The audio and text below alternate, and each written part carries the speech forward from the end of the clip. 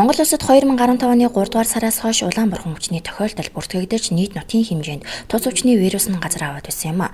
Улаан бурхан өвчний вирус нь хүйтэн тэсвэртэй тул өвлийн улиралд вирус нь дэгдэж өвчин гардаг бөгөөд тус өвчний нийт тохиолдлын 50 орчим хувийг нь 18-аас 30 насны залуус эзлэж байгаа юм.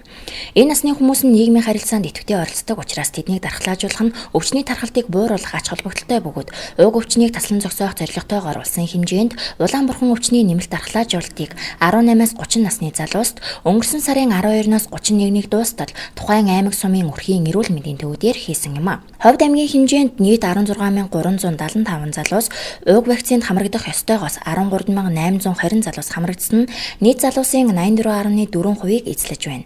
Вакцинд хамрагдаагүй залуусын хувьд вакцинд хамрагдахыг хүссэн тохиолдолд үлдсэн улсуудын арга хэмжээг бол одоо хадад судлалын үндэсний төвөөс зөвлөмжийг өгнө. Тэд зөвлөмжийн дагуу хэрвээ одоо яг вакцин маань 10% тунтай тухайн өрхтөрөө одоо цаас хамрагдсан гэсэн өсөлтөд 10-аас 30 насны усуд саналаараа өөртөө очиж бүртгүүлэх юм бол 10% тунны нийлэх юм бол бид нар бол үлдсэн усуудыг 10-10-аар нь вакцинжуулах юм боломжтой байгаа. Гэхдээ бид нар бол хадад судлалын үндэсний төвөөс ирсэн зөвлөмжийн дагуу одоо ажиллана.